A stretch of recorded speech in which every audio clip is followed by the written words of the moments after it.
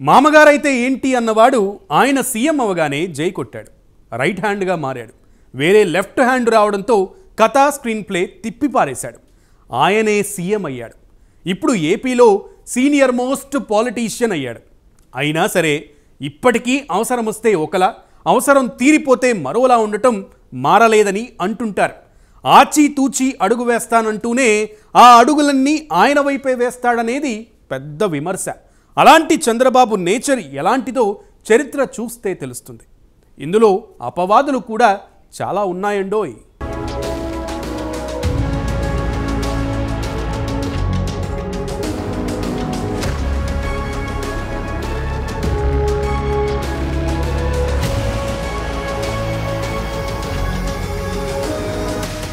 TDP అధినేత చంద్రబాబు నాయుడు అంటే ఒక బ్రాండ్. ఆయన బ్రాండ్ ఏంటో జనానికి బాగా తెలుసు. అందితే జుట్టు, అందకపోతే కాళ్ళు అనే విధంగా ఉంటుంది. 40 years ఇండస్ట్రీ అని గొప్పగా చెప్పుకోవడమే కానీ ఆయన విలువల్లేని రాజకీయాలకు రోల్ మోడల్గా నిలిచారని చెబుతుంటారు కొందరు సీనియర్ లీడర్స్. చంద్రబాబు అవకాశవాద రాజకీయాలకు పెట్టింది పేరుగా నిలిచారు. ఇప్పుడు కాలానికి తగ్గట్లు ఏ ఎండకా గొడుగు పట్టే రాజకీయ నాయకులు చంద్రబాబును స్ఫూర్తిగా తీసుకుంటున్నారు.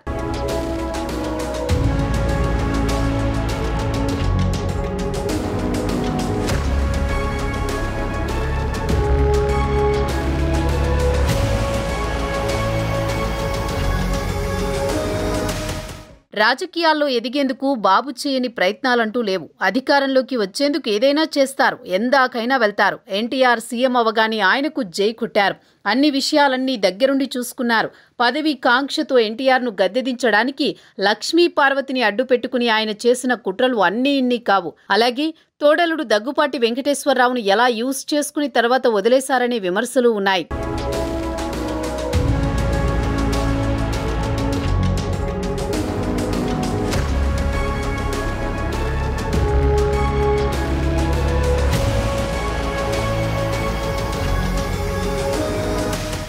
చంద్రబాబుతో రాజకీయ స్నేహం ఎలా ఉంటుందో తెలిసి కూడా బీజేపీ పదే పదే పొత్తు పెట్టుకుంటుంది.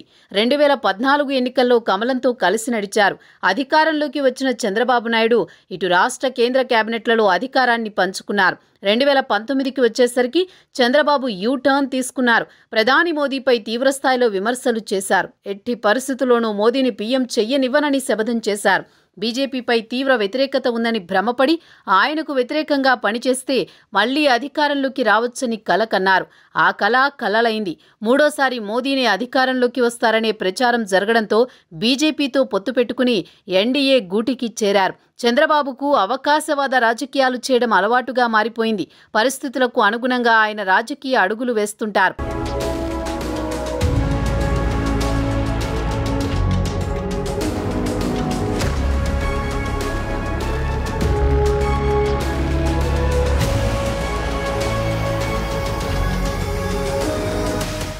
గత ఎన్నికలకు ముందు ఎన్డీఏ నుంచి బయటకొచ్చి కాంగ్రెస్తో చెట్టాపట్టాలేసుకుని తిరగడానికి దేశ ప్రయోజనాలని చంద్రబాబు అన్నారు. ఎట్టి పరిస్థితుల్లోనూ మరోసారి మోదీని ప్రధాని కానివ్వనని శపథం చేశారు.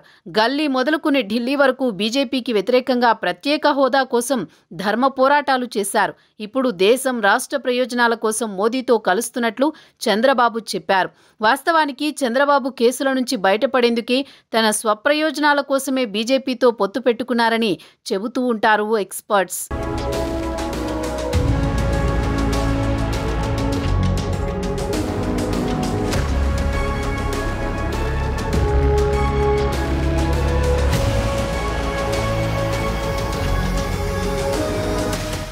చంద్రబాబును నమ్మిన వారిని నట్టేట ముంచుతారనే టాక్ ఉంది. ఆయనకు అవసరం ఉంటే ఆకాశానికి ఎత్తేస్తారు. అవసరం తీరాక కనీసం అతన్ని పట్టించుకోరనే విమర్శలున్నాయి. కేసుల నుంచి తప్పించుకునేందుకే బాబు బీజేపీతో చెట్టాపట్టాలేసుకుని తిరుగుతున్నారనే ప్రచారం జరుగుతోంది. వారణాసిలో ప్రధాని మోదీ నామినేషన్ కార్యక్రమానికి హాజరయ్యారు. ఒకవేళ టీడీపీ అవసరం బీజేపీకి వస్తే బాబు రియాక్షన్ మాత్రం అదిరిపోయేలా ఉండనుంది.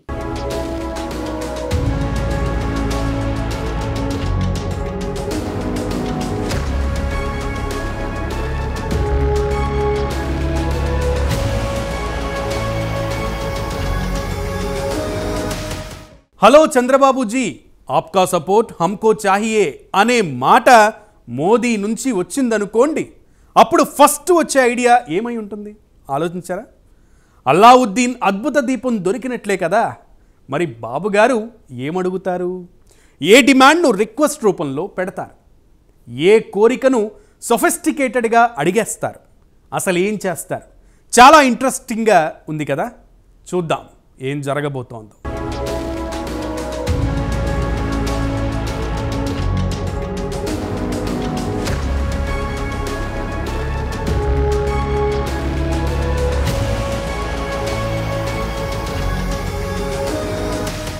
పోలింగ్ సరళిపై సమీక్ష నిర్వహించిన చంద్రబాబు గెలుపుపై ధీమా వ్యక్తం చేస్తున్నారు. జనసేన, బీజేపీ బలం టీడీపీకి బాగా కలిసి వచ్చిందని చెబుతున్నారు.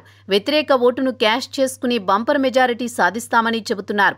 అటు బీజేపీ కొంత డైలమాలో ఉన్నట్లు తెలుస్తోంది. మెజారిటీ ఆమడ దూరంలో ఆగిపోతుందని అంచనాలున్నాయి. అప్పుడు చంద్రబాబు ఎన్డీఏకు అవసరం. బీజేపీకి బలం తగ్గితే టీడీపీపై ఆధారపడాల్సిందే. అప్పుడు బాబు ఎలాంటి గేమ్ ఆడతారు? జగన్ టార్గెట్గా బాబు రాజకీయాలు చేయనున్నారు.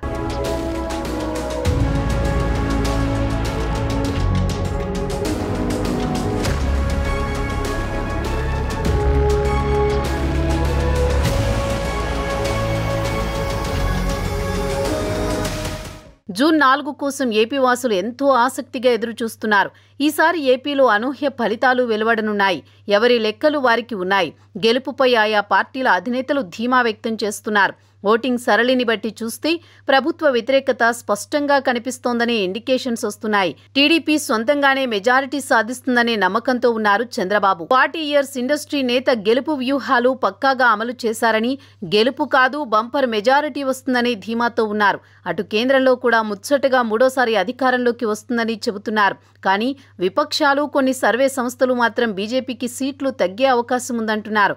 మ్యాజిక్ ఫిగర్కు అటూ ఇటూ రావచ్చని అంచనాలున్నాయి.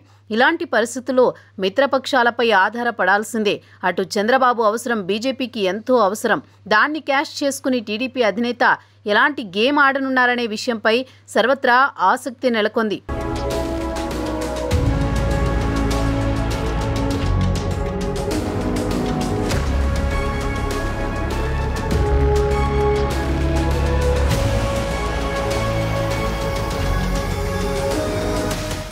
రాజకీయాల్లో అపర చాణక్యుడు చంద్రబాబు. పాలిటిక్స్లో ఎన్నో ఎత్తుపల్లాలను చూశారు. గెలుపు ఓటములను ఆయనకు కొత్తేమీ కాదు. ఈసారి ఎన్నికలను చాలా ప్రతిష్టాత్మకంగా తీసుకున్నారు. డూ ఆర్ డై అనే విధంగా పోరాటం చేశారు. కంపల్సరీ గెలవాల్సిందే, లేకుంటే టీడీపీ మనుగడ ప్రశ్నార్థకంగా మారే అవకాశం ఉంటుంది. అందుకే ప్రజలను ఆకట్టుకునేందుకు ఎన్నికలకు 6 నెలల ముందు నుంచే ప్రజల్లోనే ఉన్నారు. చావో రేవో అనేలా పోరాడారు. పోల్ మేనేజ్మెంట్లో కూడా బాగా సక్సెస్ అయ్యారు. పోలింగ్ రికార్డు స్థాయిలో నమోదవడంతో టీడీపీ గెలుపు ఖాయమనే భావనలో ఉన్నారు. ఇదే సమయంలో జనసేన, బీజేపీతో కలిసి పోటీ చేయడం చంద్రబాబు బాగా కలిసి వచ్చిందని చెబుతున్నారు ఎక్స్పర్ట్స్.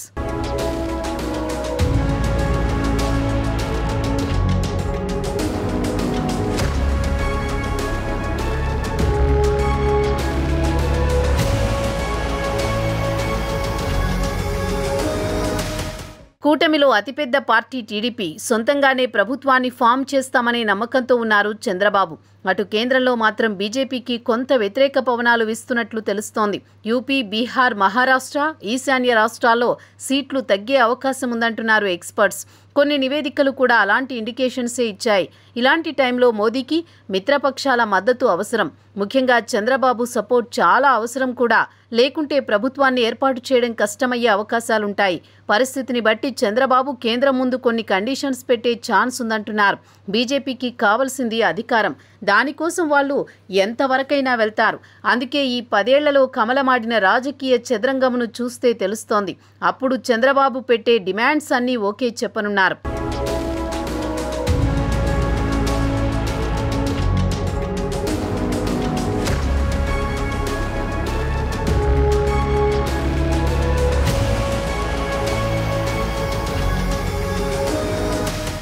టీడీపీ సొంతంగా అధికారంలోకి వస్తే చంద్రబాబు ఫస్ట్ టార్గెట్ జగన్మోహన్ రెడ్డే. ఏ తప్పు చేయకపోయినా దాదాపు 2 నెలలు జైలుకు పంపిన సీఎంపై పగ తీర్చుకోవడం పక్కా. అందులో నో డౌట్. అటు జగన్ అధికారంలోకి వచ్చినా జరిగేది కూడా ఇదే. చంద్రబాబునే టార్గెట్ చేస్తారు. ఓటింగ్ సరళిని పరిశీలిస్తే మాత్రం టీడీపీకే విజయావకాశాలు ఎక్కువగా ఉన్నాయి. గెలుపు ఇండికేషన్స్ అయితే వస్తున్నాయి. పలువురు ఎక్స్పర్ట్స్ కూడా అదే విషయం చెబుతున్నారు. చంద్రబాబు అధికారంలోకి వస్తే వైసీపీని నామరూపాలు లేకుండా భూస్థాపితం చేసేందుకు ప్రయత్నిస్తారనే టాక్ వినిపిస్తోంది. ఇన్నాళ్లు కేంద్రం అండదండలతో బెయిల్పై బయట ఉన్న జగన్ ఫలితాల తర్వాత సీన్ మొత్తం మారిపోయే ఛాన్స్ ఉంటుంది. ఏపీ రాజకీయాలు మొత్తం చేంజ్ అవుతాయి.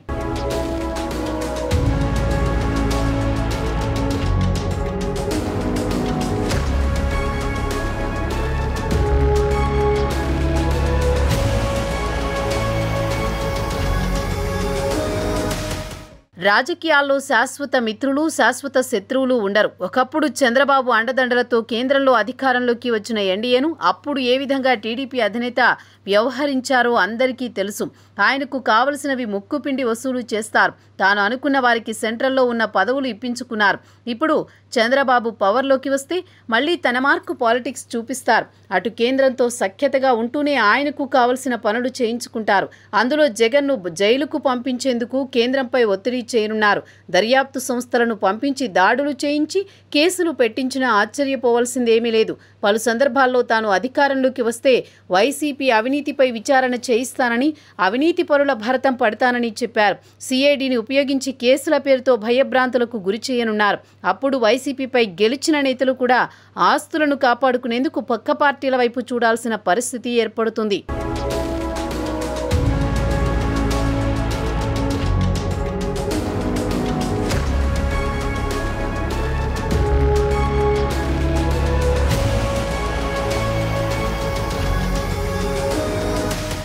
చంద్రబాబు అటు కేంద్రం అండదండలు, ఇటు రాష్ట్రంలో పవర్ రెండింటినీ వాడుకుని జగన్ను ముప్పు తిప్పలు పెడతారనే టాక్ నడుస్తోంది. వైసీపీ ప్రభుత్వంలో జరిగిన అక్రమాలను బయటకు తీసి కేసుల రూపంలో భయపెడతారనే ప్రచారం జరుగుతోంది.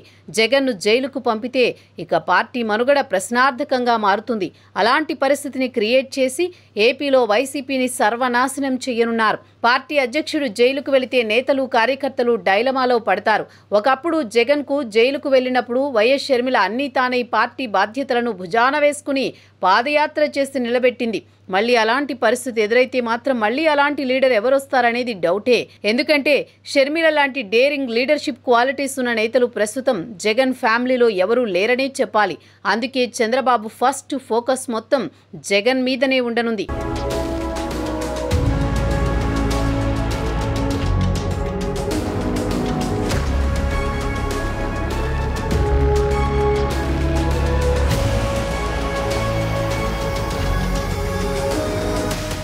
చంద్రబాబు రివెంజ్ పాలిటిక్స్కు సరికొత్త అర్థం చెప్పనున్నారు. ఎందుకంటే తాను జైలుకు వెళ్లినప్పుడు ఎంత మానసిక క్షోభ అనుభవించారో అంతకు రెండింతలు జగన్ అనుభవించేలా చేయనున్నారు. టోటల్గా జగన్ను కటకటాల వెనక్కి నెట్టేందుకు అవసరమైతే బీజేపీ సహకారం కూడా తీసుకోనున్నారు. కమలం పార్టీకి కావాల్సింది పవర్.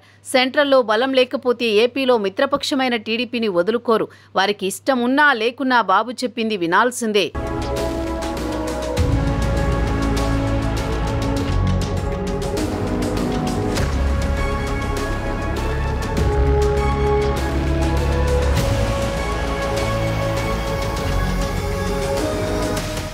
హ్యాట్రిక్ విజయం సాధిస్తామని చెబుతున్న మోదీ పక్కాగా 400 సీట్లు క్రాస్ చేస్తామని చెబుతున్నారు. కానీ గ్రౌండ్ లెవెల్లో సిచ్యువేషన్ డిఫరెంట్గా ఉందంటున్నారు. 2 సార్లు అధికారంలో ఉండడంతో బీజేపీపై కొంత వ్యతిరేకత ఉన్నట్లు తెలుస్తోంది. మెజారిటీ ఫిగర్ సంగతి దేవుడెరుగు, మ్యాజిక్ ఫిగర్ 272 కూడా రావడం కష్టమే అంటున్నాయి విపక్షాలు. 200 సీట్లలోపే ప్యాకప్ చేస్తామని చెబుతున్నాయి. ఇలాంటి పరిస్థితుల్లో బీజేపీకి మిత్రపక్షాల మద్దతు కావాల్సిందే. ఏపీలో చంద్రబాబుకు 15 సీట్లు వస్తే మాత్రం కంపల్సరీ కేంద్రంలో చక్రం తిప్పుతారు. చంద్రబాబు ఆయన మాటే శాసనం కానుంది. బాబు ఏది చెబితే అది చేయాల్సిందే. అప్పుడు ప్రధానిగా మోదీని కాదని నితిన్ గడ్కరీని ప్రధానిగా చేయాలని సూచించిన హైకమాండ్ అందుకు ఒప్పుకోవాల్సిందే.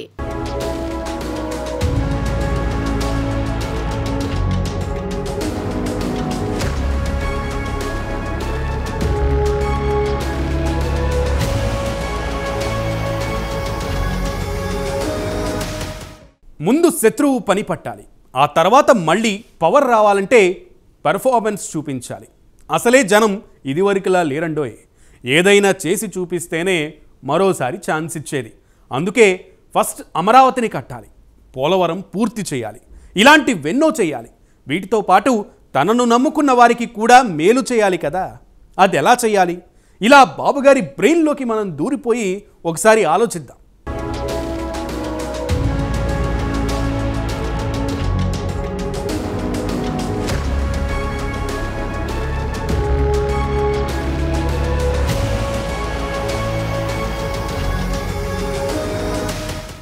చంద్రబాబు మదిలో చాలా ఐడియాలు ఉన్నాయి. పవర్లోకి వస్తే ఏం చేయాలనే విషయాలపై క్లారిటీగా ఉన్నారు.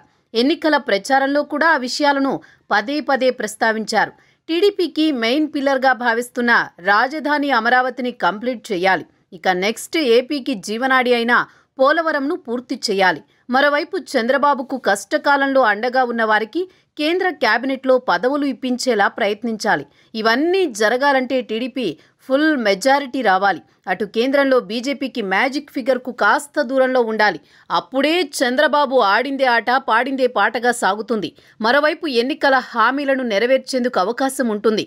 కేంద్రం నుంచి భారీగా నిధులు రాబట్టుకునే ఛాన్స్ ఉంటుంది. ఆ విషయంలో బాబును మించిన వారెవరూ ఉండరు.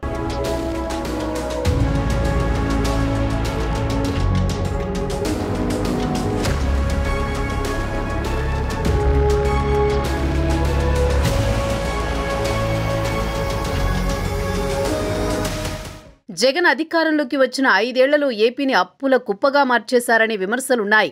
సంక్షేమ పథకాలకు వేల కోట్లు ఖర్చు చేశారు. చంద్రబాబు కూడా మేనిఫెస్టోలో చెప్పిన హామీలను అమలు చేయాలంటే కేంద్రం సహకారం కావాల్సిందే. అటు క్యాపిటల్, పోలవరం పూర్తి చేయాలన్న సెంట్రల్ నుంచి నిధులు రావాల్సిందే. ఏపీని ఆదుకోవాలన్నా, అభివృద్ధి పనులు చేపట్టాలన్నా కేంద్రం సహకారం అవసరం ఉంటుంది. లేకుంటే అవన్నీ చేయడం సాధ్యం కాదు. మరోవైపు చంద్రబాబుకు అండదండగా ఉన్న వారిని అందలమెక్కించాల్సి ఉంటుంది.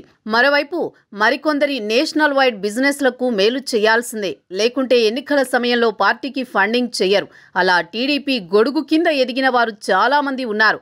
కోటీశ్వరులకే చంద్రబాబు టికెట్ ఇచ్చారు కూడా.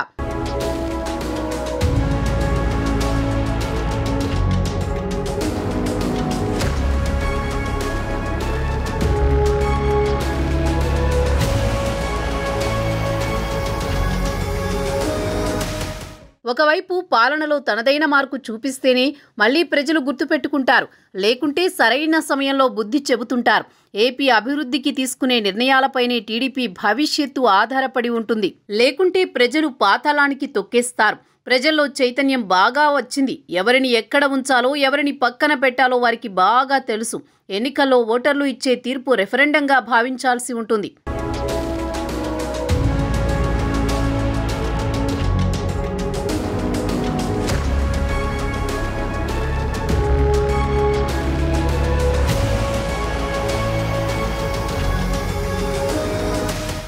ముందు శత్రువు పనిపట్టిన తర్వాత మళ్లీ పవర్లోకి రావాలంటే ప్రజలకు పథకాలతో పాటు అభివృద్ధిని చేసి చూపించాలి.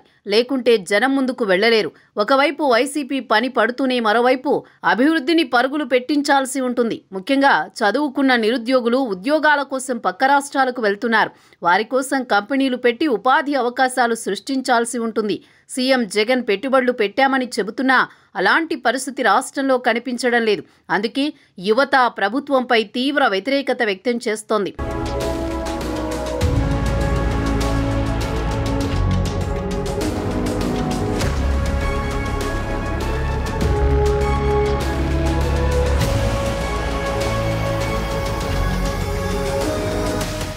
హైదరాబాద్ లాంటి క్యాపిటల్ ఏపీలో కూడా ఉండాలని అక్కడి ప్రజలు కోరుతున్నారు.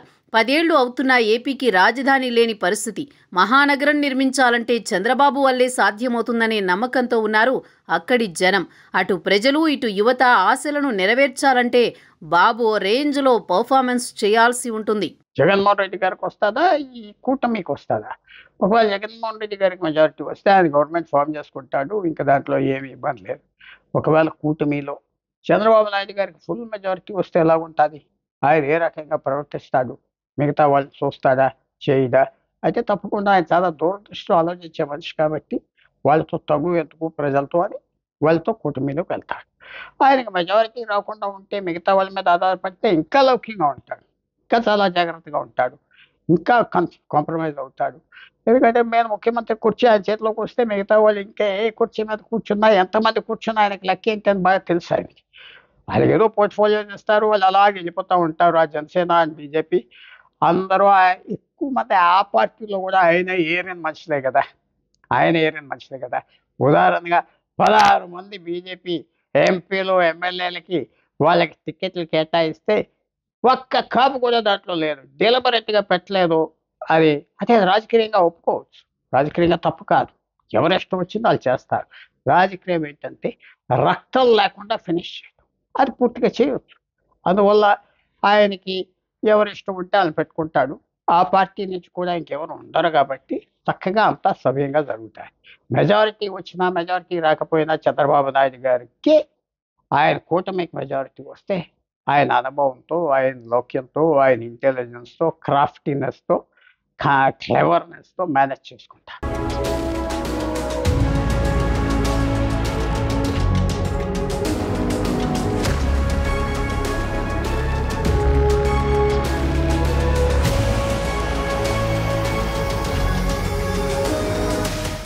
చంద్రబాబు జగన్పై ప్రతీకారం తీర్చుకుంటే వైసీపీ మనుగడ ప్రశ్నార్థకంగా మారుతుంది. అప్పుడు కూటమిలో పెద్ద పార్టీ అయిన జనసేన ప్రతిపక్ష పాత్ర పోషించాల్సి ఉంటుంది. పవన్ కళ్యాణ్ టీడీపీకి ప్రత్యామ్నాయంగా మారే ఛాన్స్ ఉంది. ఆంధ్రప్రదేశ్ అట్లాగే భారతదేశం అంతటా కూడా పార్లమెంటు అట్లాగే ఆంధ్రప్రదేశ్ అసెంబ్లీ ఎన్నికల రిజల్ట్స్ వచ్చేదాకా ఈ ఊహాగానాలు కొనసాగుతూనే ఉంటాయి.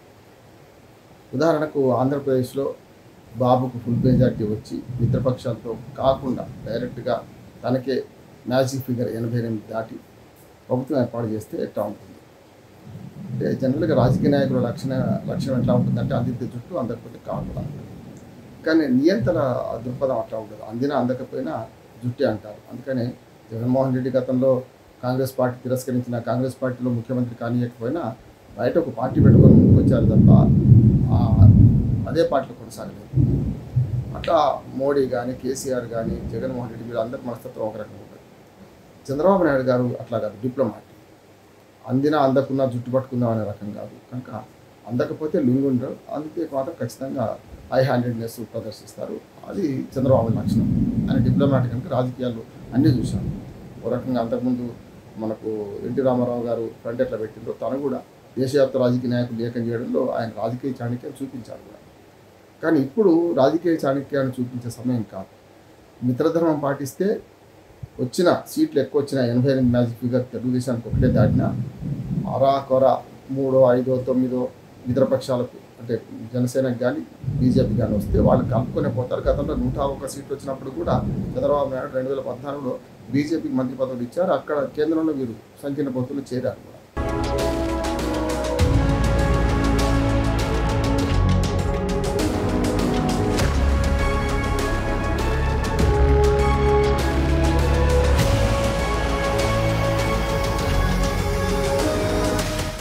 ఈ ఆప్షన్ 2 చాలా గమ్మత్తుగా ఉంది కదా. అయితే విక్రమ్ సినిమాలో చివర్లో రోలెక్స్ వచ్చినట్లు ఈ ఆట చివరిలో అసలు కథానాయకుడిగా పవన్ కళ్యాణ్ వచ్చేస్తారు. అవును, అదే జరుగుతుంది. ఎందుకంటే ప్రతిపక్షం ఎవ్వరూ లేనప్పుడు పవన్ కళ్యాణే ప్రతిపక్షం అవుతాడు. అదే జరుగుతుందేమో చూద్దాం. రేపు మరో ఆప్షన్తో వద్దాం.